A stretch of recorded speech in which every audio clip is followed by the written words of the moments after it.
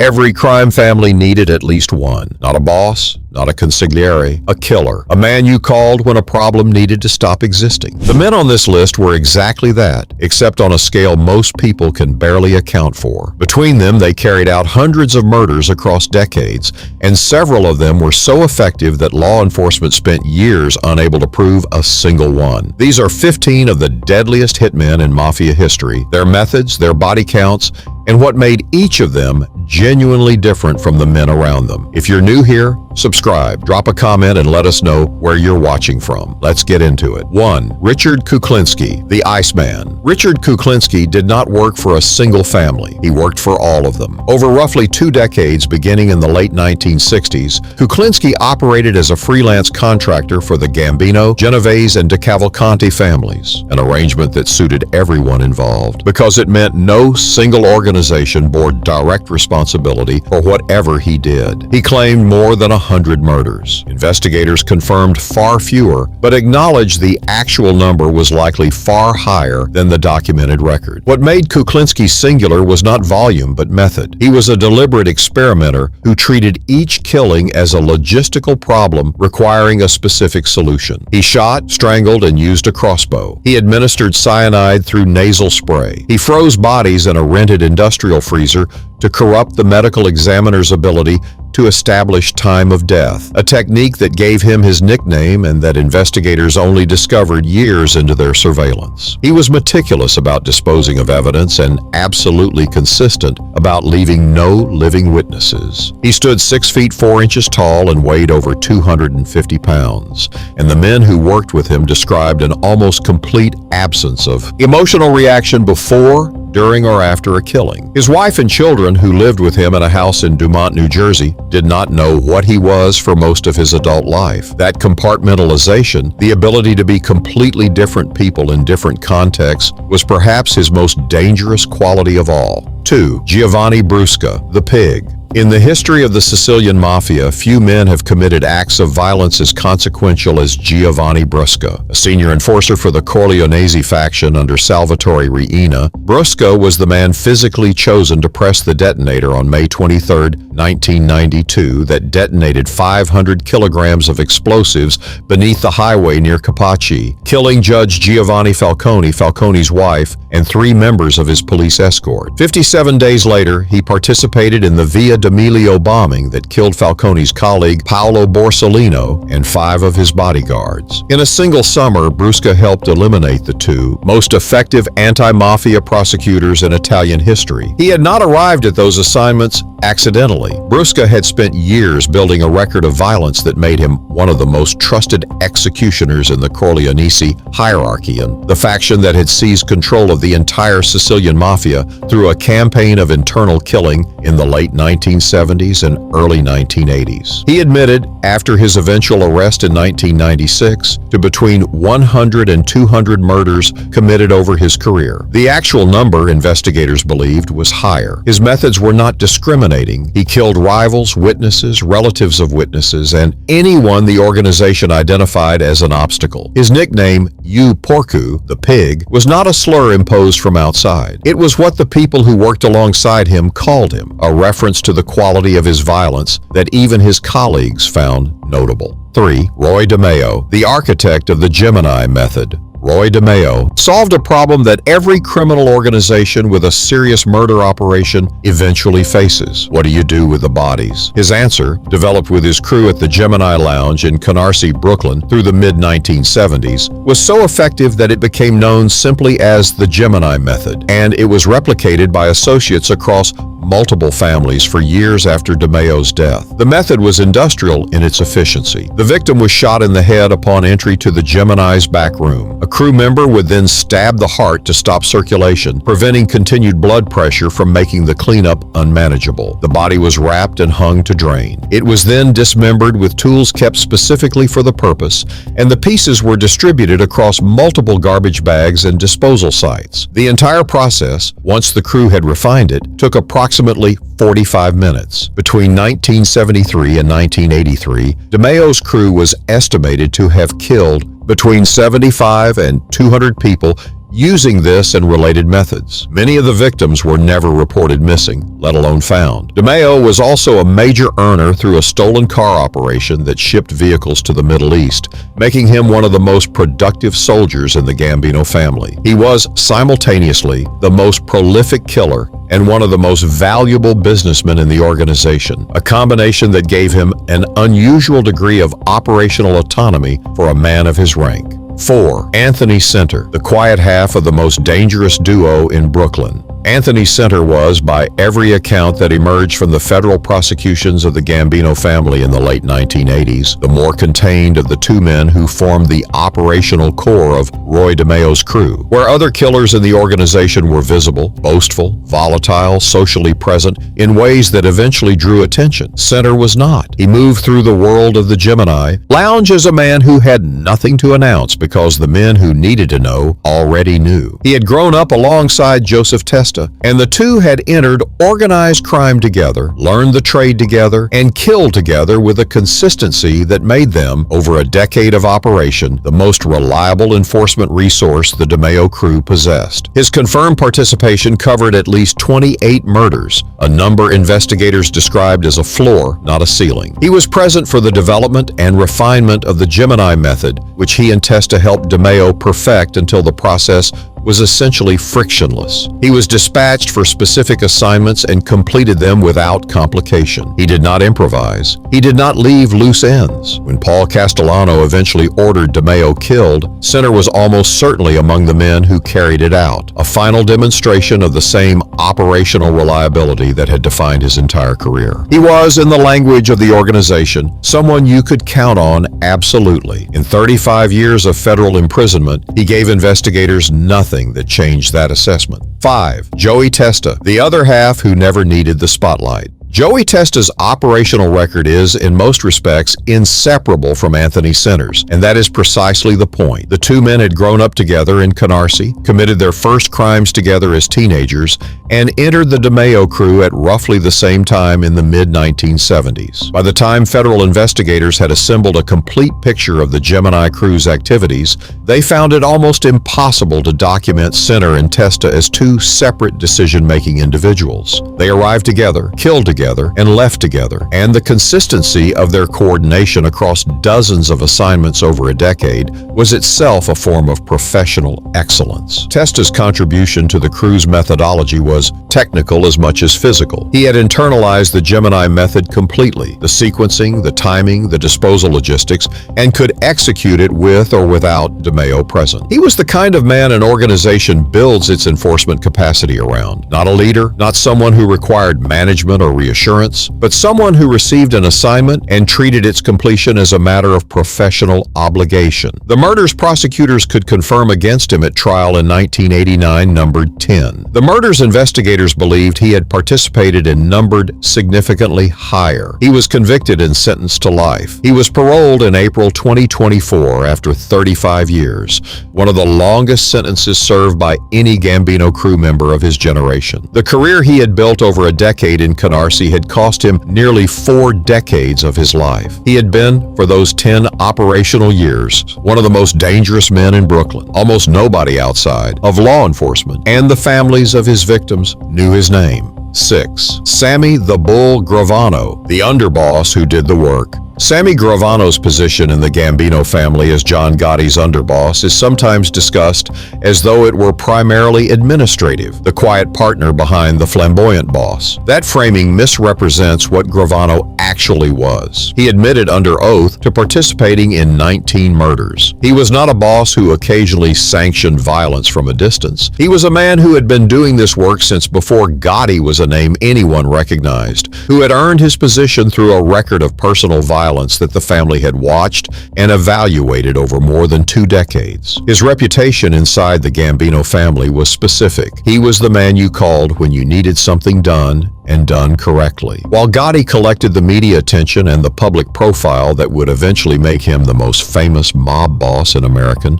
History. Gravano was managing the actual operations, the construction rackets, the internal discipline, the murders that kept the organization functional. He was not glamorous in the way Gotti was glamorous.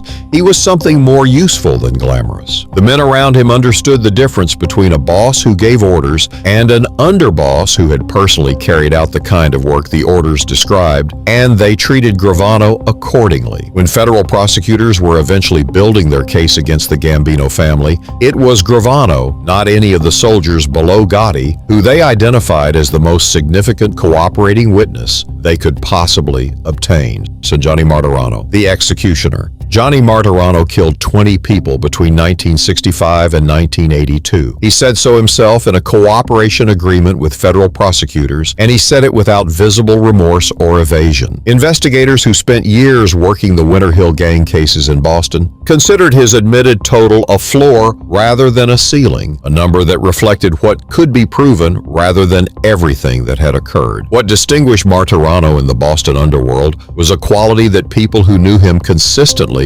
described as calm. He did not threaten. He did not perform anger or intimidation. He was, in the assessment of people who worked alongside him, simply a man who had decided to do something and then did it efficiently, without drama, and without the kind of psychological residue that made other killers erratic or dangerous to their own organizations. He was imported for specific jobs because the people who used him trusted that the job would be completed as described and that there would be no complications afterward. He operated for Whitey Bulger and Stephen Flemmi across a career that spanned nearly 2 decades, and the violence he delivered was so consistent and so reliable that it became, in the context of the Winter Hill gang's operations, almost a logistical resource, something you could count on being available when you needed it. 8. Tommy DeSimone. Two-Gun Tommy. Tommy DeSimone occupied a specific category in the New York underworld, a man so violent that even the people who used him were afraid of him. A Lucchese associate from Queens who had been involved in organized crime since his teenage years, he participated in the 1978 Lufthansa heist at JFK Airport, a $5.8 million robbery, and was connected to murders spanning more than a decade. Joe Pesci's portrayal of him in Goodfellas, which won Pesci the Academy Award for Best Supporting Actor, is not considered by those who knew DeSimone to be an exaggeration in any meaningful direction. What made DeSimone dangerous in a way that went beyond his kill count was the absence of calculation. Most professional killers in organized crime operated within a set of understood rules: permissions required, targets vetted, timing managed. DeSimone operated differently. He killed in anger, in the moment, without waiting for authorization, which made him unpredictable in ways that even his own crew found destabilizing. Henry Hill, who worked alongside him for years and whose account formed the basis of Goodfellas, described DeSimone as someone who existed in a constant state of barely managed aggression that could discharge at any moment and in any direction. He was used because he was willing to do things others weren't willing to do, and because when he committed to an act of violence, he completed it without hesitation or sentiment. He was, in the terminology his world used carefully, someone who would do anything. In that world, that phrase meant exactly what it said.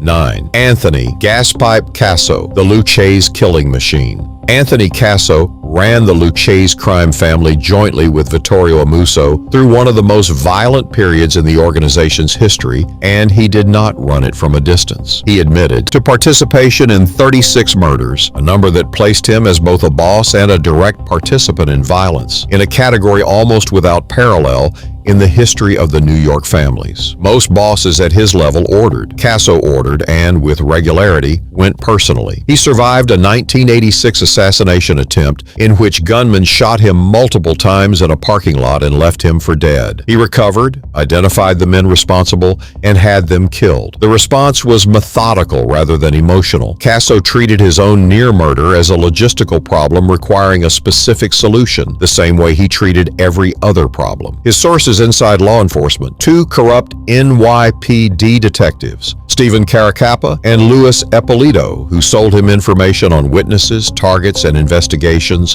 gave him an operational intelligence capability that no other family boss had ever possessed. He knew, often weeks in advance when investigations were moving toward specific individuals. He knew the identities of informants. He knew when to move and when to wait. That combination of personal willingness to participate in violence and access to law enforcement intelligence made him, in the years of his operational peak, one of the most dangerous figures in American organized crime. 10. Charlie Carneglia, John Gotti's silent weapon. Charlie Carneglia did not seek attention. He did not cultivate a public image or a reputation that extended beyond the specific circles where his name needed to carry weight. He operated in John Gotti's inner circle as a soldier who handled things quietly, and the quietness was part of what made him effective. His junkyard in East New York, where prosecutors would eventually establish victims were dissolved in acid barrels, was a disposal operation that eliminated the evidence problem entirely. You cannot investigate a murder when there is no body, no physical evidence, and no witness willing to speak. His record of violence, reconstructed through testimony at his 2009 trial,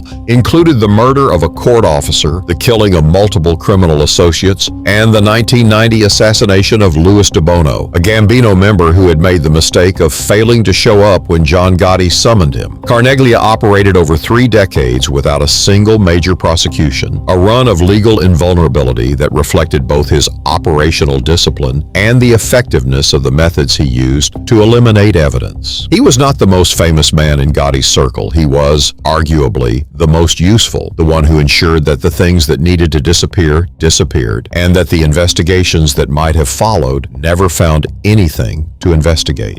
11. Joe, the Animal Barboza, New England's most feared killer. Joe Barboza's nickname was not ironic. He was called the Animal by the people who employed him, the people who feared him, and eventually by the federal prosecutors who spent years trying to account for his career, and the name reflected a genuine assessment of what he was. A Portuguese-American from New Bedford, Massachusetts, who had come up through the New England underworld, he admitted to 26 murders and was suspected in a significantly higher number that investigators were never able to document completely. What set Barboza apart in the Patriarcha family's enforcement structure was a combination of physical capacity and psychological indifference to consequence that made him effective in situations that defeated other killers. He was enormously strong, trained in boxing, and willing to use whatever was at hand, guns, knives, or his hands, with equal facility. He had no evident hesitation at any stage of a killing, and no evident distress in its aftermath. He was imported by the Patriarcha family for specific assignments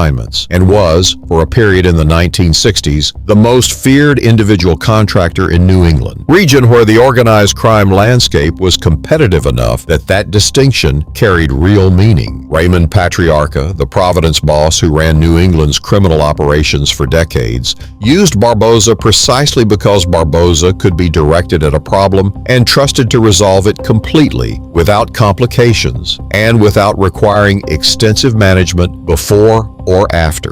12. Abe Kid Twist Reles, Murder Inc.'s chief executioner. Abe Reles operated in the Brownsville section of Brooklyn during the 1930s as the most productive killer in the Murder Inc. organization, the enforcement arm of the National Crime Syndicate that handled contract killings for the combined Italian and Jewish criminal organizations running organized crime across the northeastern United States. Investigators estimated he had personally committed or directly supervised more than 30 murders by the time of his arrest in 1940. His colleagues in the organization, men who were not unfamiliar with violence, described him as someone who killed with an ease that distinguished him from everyone else around him. His weapons of choice reflected a practical sensibility. An ice pick was quiet, required no ammunition, and left a wound easy to misread on a cursory examination. He used ropes, guns in his hands when the situation required it. He was small, 5 feet 2 inches, and his physical appearance worked in his favor because the men who became his victims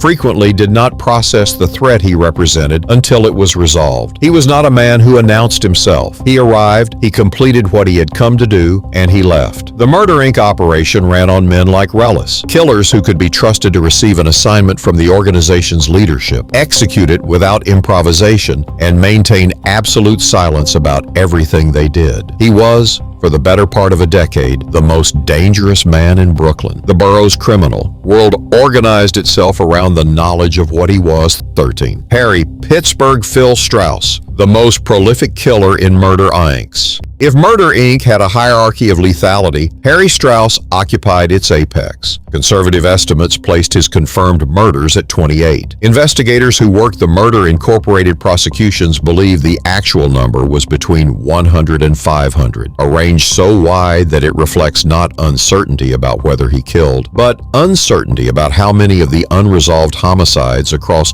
multiple states in the 1930s could be attributed to him specifically. Strauss had developed a working method that combined professional detachment with genuine craft. He never carried a weapon when he traveled to a job. He obtained what he needed locally and disposed of it locally, which meant he could cross state lines without exposing himself to weapons charges and arrive at a destination with nothing connecting him to the work he was. Operated across at least 6 states during the year 2021. He was imported across the country for specific assignments by organizations that knew his work and trusted his reliability. He operated across at least 6 states during his career, killing for whoever in the national crime syndicate required his services. He was arrested 18 times and convicted of nothing during his operational period, a record that reflected both his discipline and the effectiveness of the organizational structure that insulated him. He killed bookmakers, rival gangsters, witnesses, and anyone else the leadership identified as a target, with a consistency and a lack of visible psychological disturbance that made him, in the context of an organization built